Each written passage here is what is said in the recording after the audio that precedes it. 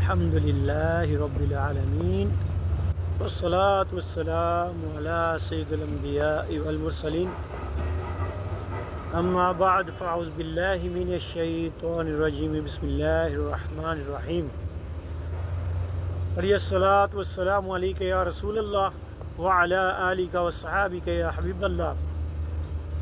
فرمان مصطفیٰ صلی اللہ تعالیٰ علیہ وسلم ہے، نماز کے بعد حمد و ثنا کرنے والے اور نبی پاک صلی اللہ علیہ وسلم پر درود پاک پڑھنے والے سے فرمایا دعا مانگ قبول کی جائے گی اور سوال کر دیا جائے گا۔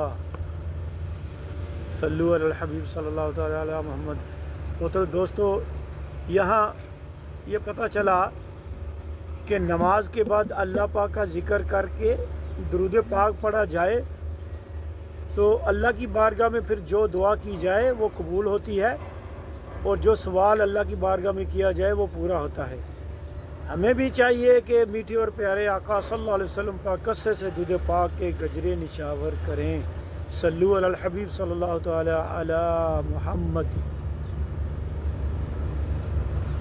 دین کا ہم کام کریں، نیکی کی دعوت عام کریں، نیک ہو جائیں مسلمان مدینے والے۔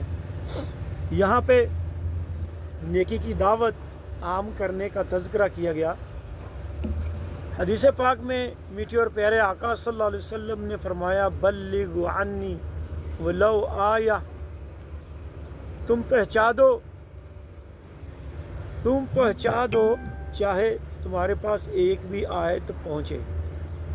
لہذا ہمیں نیکی کی دعوت عام کرنے کے لیے یہ نہیں سوچنا کہ میں ابھی عالم دین نہیں ہوں، میں حافظ قرآن نہیں ہوں، اور نہ ہی میں تفسیر قرآن ہوں۔ لہٰذا ہمیں جتنا علم حاصل ہوا اس کو کم از کم آگے پھیلانا چاہیے۔ ہم کم از کم مبلغ ضرور ہیں، یعنی نیکی کی دعوت دینے والے تو ہیں نا، جتنا سیکھا اتنا آگے پہنچائیں۔ لہٰذا ایک روایت حضرت موسیٰ علیہ السلام نے اللہ کی بارگاہ میں عرض کی، یا باری تعالیٰ، جو اپنے بھائی کو نیکی کی دعوت دے، برائی سے منع کرے، تو تیری بارگاہ میں اس کے لیے کیا اجر ہے؟ اللہ پاک کی بارگاہ سے جواب آیا، اے موسیٰ، میں اس کی ہر بات پر ایک سال کی عبادت کا ثواب عطا کرتا ہوں۔